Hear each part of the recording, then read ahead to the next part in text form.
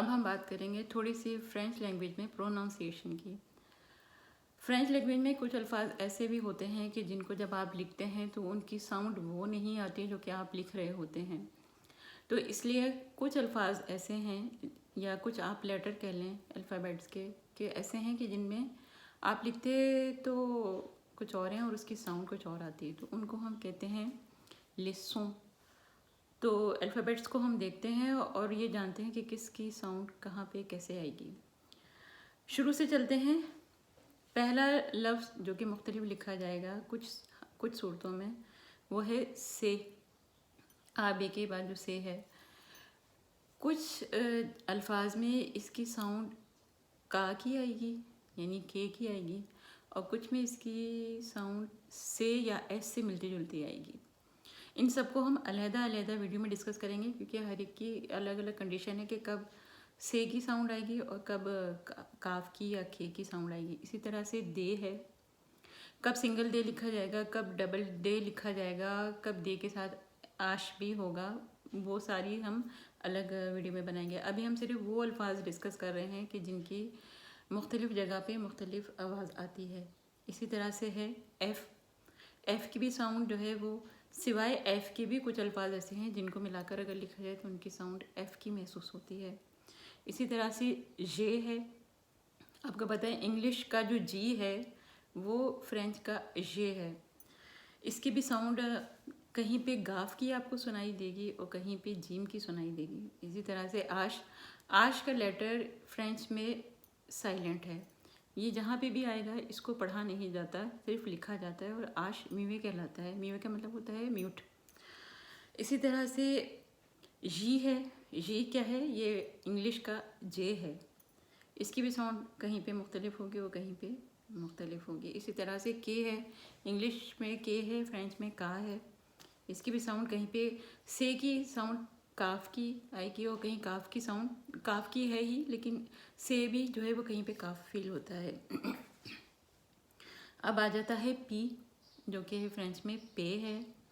पे के अलावा भी 2-3 अल्फाज मिलके कुछ साउंड आपको पे की महसूस कराते हैं। वो किस तरह लिखेंगे ये भी हम अलग डिस्कस करेंगे। अब आ जाता है क्यू। क्यू की अपनी साउंड तो है, क्यू की काफ की कह लें, और कहीं पे का से या के भी मिला के आपको साउंड इस तरह के क्यू की देते हैं। अब एस आ जाता है इसके बाद, कहीं पे से एस की आवाज़ देगा और कहीं एस जो है ही, कभी सिंगल एस आएगा कभी डबल एस आएगा, वो भी हम डिस्कस करेंगे।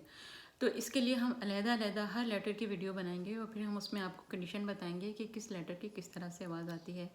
अभी जो हमने डिस्कस किया है सारे लेटर्स को, इनको एक दफ़ा आप अच्छे से देख लीजिए, ताकि आइंदा जब हम वीडियो बनाएंगे उसमें हम जिस तरह से अल्फाज बोलेंगे, तो अब मैं जो अल्फाज फ्रेंच में है उसको फ्रेंच में ही बोलूँगी।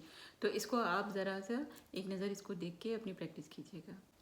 लफ्ज़ों की प्रोनाउंसिएशन में एक चीज़ का और हमने ध्यान रखना है कि डी यानी दे की साउंड हमेशा दाल की ही निकलेगी, कभी भी हम इसे डी प्रोनाउंस नहीं करेंगे। इसी तरह से आर, इंग्लिश में जो आर है फ्रेंच में वो एर है। अच्छा, यहाँ पे एर में ये है, कहीं पे ये गैन की आवाज़ देता है और कहीं पे खे की आवाज़ देता है। सिर्फ 2-3 अल्फाज ऐसे हैं जिनमें कि ये खे की साउंड देता है और वो बहुत ही ज़्यादा फ्रीक्वेंटली यूज़ होते हैं। तो ये जब आप पढ़ते जाएंगे आपको खुद पता लग जाएगा कि यहाँ पे आपने खे बोलना है, और बाकी में हमेशा ये गैन की ही आवाज़ देता है। और अब आता है ते की कहीं पे हमें ते की साउंड देते हैं जो कि उर्दू में ते है, और कहीं पे ये चे की साउंड देता है। जैसे हमने देखा अभी आपने फोनो पढ़े थे, फोनो पर्सनल, उसमें हम च्यू कहते हैं। अब हम डिस्कस करेंगे कि कुछ वर्ड्स बनते हैं जिनके आखिर में कुछ लेटर हैं जिनको कभी भी प्रोनाउंस नहीं किया जाता। उनमें से चंद एक ऐसे हैं जो कि हमेशा ही नहीं बोले जाते, या जब बोले जाएंगे उसकी भी मैं आपको एक कंडीशन बताऊंगी। उनमें से कुछ को नोट कर लीजिए। एक है जेड, इंडिविजुअल मो लिखा होगा, एक लफ्ज़ लिखा हुआ है, उसके आखिर में अगर जेड आ रहा है तो आप उसे कभी भी नहीं बोलेंगे। एस की भी यही एग्जांपल है कि अगर कभी किसी लफ्ज़ के आखिर में एस है, सिंगल वर्ड है, आप एस को नहीं प्रोनाउंस करेंगे। इसी तरह से ते है, ते को भी नहीं प्रोनाउंस करेंगे। एक्स है, इसे फ्रेंच में एक्स कहते हैं, वो भी प्रोनाउंस नहीं होगा। और इसी तरह से है जो कि इंग्लिश का ई है, इसको भी हम प्रोनाउंस नहीं करते।